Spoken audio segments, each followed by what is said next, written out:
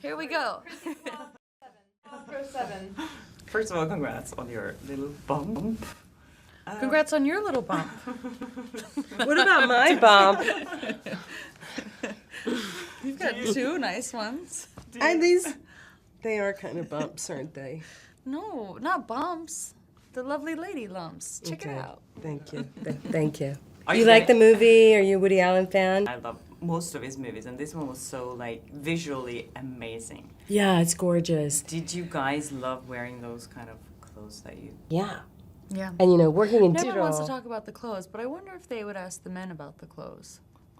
I would. I love Jesse's He has some suits and beautiful. how That's what I'm saying. he His wardrobe was beautiful. I know. Corey's Everybody. wardrobe was I know. gorgeous. He's Those so high-waisted pants. He's so great. I wish men And wore sorry, high-waisted too. pants like I that know. still.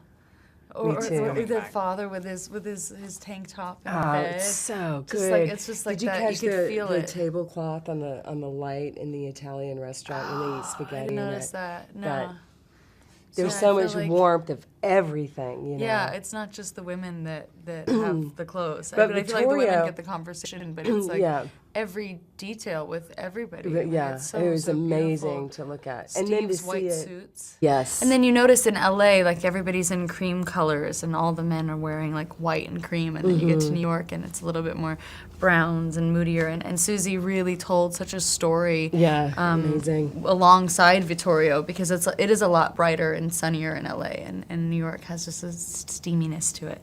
And I think the whole Hollywood glam. It's so glamorous and everything. Can you relate to the things they were saying about Hollywood? It's so easy to get seduced by the fame and the money and the glamour. Oh, you see it all the time. That was one of my favorite things about the movie, were the subtle turns to their own transition into like the ego of showbiz that Kristen has in that scene with Steve Carell, and then with Bobby taking on the persona of a club owner, but still like these are things you do when you're an adult. Yeah. When you have to work, you have Yeah. to.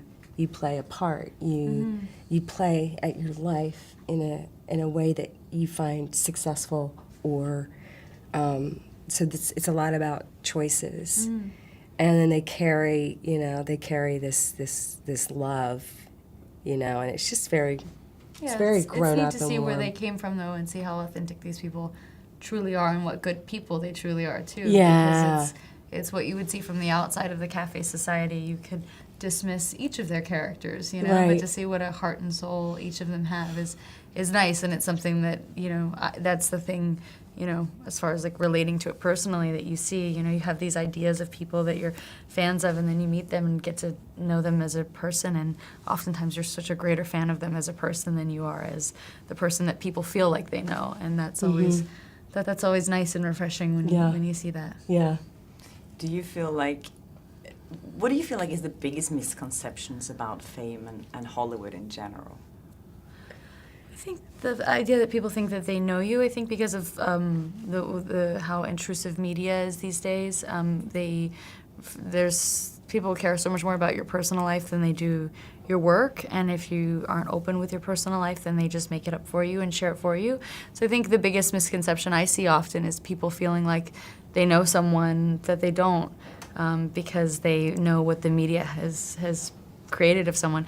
And the disappointing thing is when you meet the people, they're always so much more awesome than they're portrayed to be.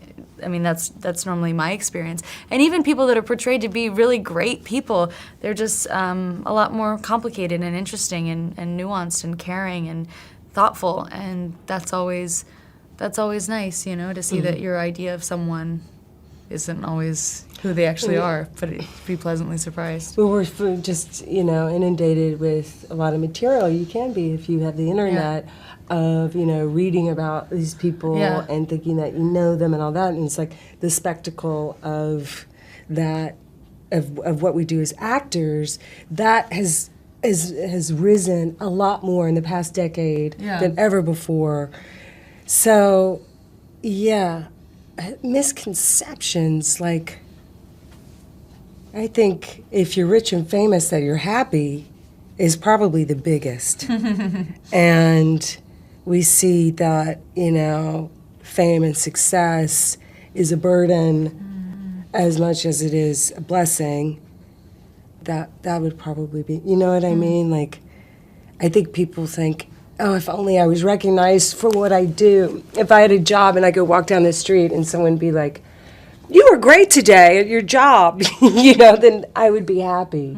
But it's not, that's not the truth. It's, I don't think that makes someone happy. So you don't like swapping cards? That's my phone. Hold on a second. No, she wasn't saying she didn't like it. She was talking about, you asked what perceptions were, and she was saying that fame or success There's or a money misconception. doesn't equate happiness. Yeah, no. Happiness But people, equates happiness. Yeah. Okay, thank you. Thank you. Thank you, guys. Take care.